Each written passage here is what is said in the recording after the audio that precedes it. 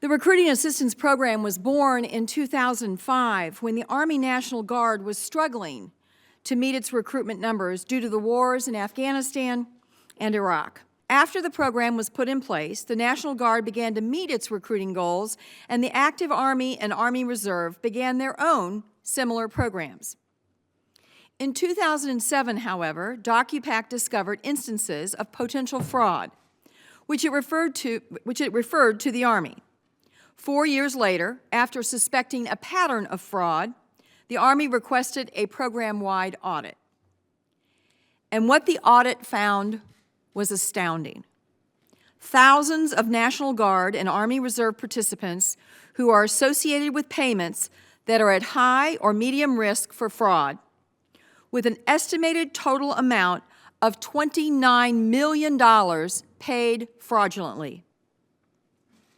This criminal fraud investigation is one of the largest that the Army has ever conducted, both in terms of sheer volume of fraud and the number of participants.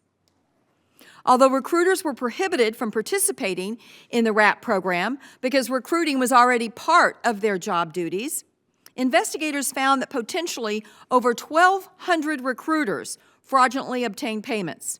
Even one case of fraud would have been too many. Instead, we now know that thousands of service members, their families, and friends may have participated in schemes to defraud the government they served and the taxpayers. Worst of all, this program has the potential to become a stain on thousands of recruiters and National Guard members who do their jobs so well and so honorably. And when I looked into how this could have happened, the story just got worse. According to the auditors, the National Guard made mistake after mistake in designing and implementing the program that left it vulnerable to exactly the kind of fraud that occurred. In addition, Army auditors found that the contracts failed to comply with government contracting rules, including basic requirements to conduct the kind of minimal oversight that could have detected and prevented some of this fraud. To its credit, the Army's leadership immediately suspended the program back in 2012 when the auditors began to expose these massive problems. And they began a variety of investigations to determine how this could happen and who is responsible. One of the things I'm worried about is holding people accountable. And this is maybe a question for both you and General Quantock. I know that 2 years ago we identified 1,200 recruiters and over 2,000 recruiting assistants. I know we're looking at a statute of limitations.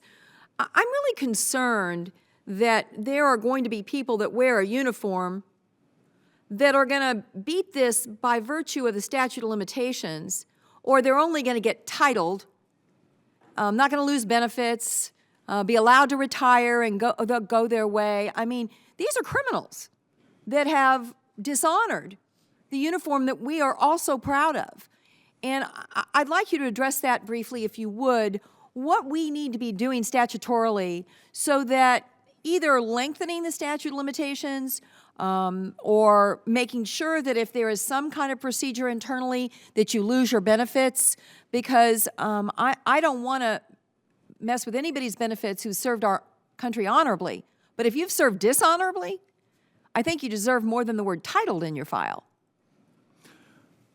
Madam Chairman, we have the same concern you have on this particular issue. Would you state for the record what you believe the total amount of money you estimate the government has been defrauded under these programs? Right now it's $29 million, but the question is we've cleared about $203 million.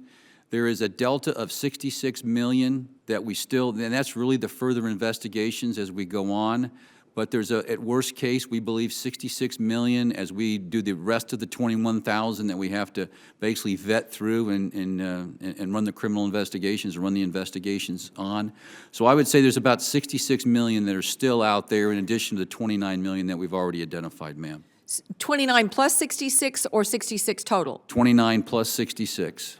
Okay. That's worst case. Many of these folks will have done nothing wrong. These are the medium and high risk individuals that we talked about. And so if every medium risk every came high into risk, the corral, you'd end up with close fraud. to a total of $100 million. Yes, ma'am. No one intended anything other than good to come out of this. We needed recruits. We were in a very stressful situation for command. We were really, for one of the first times in our history, beginning to use the Guard and the reserves in an operational capacity.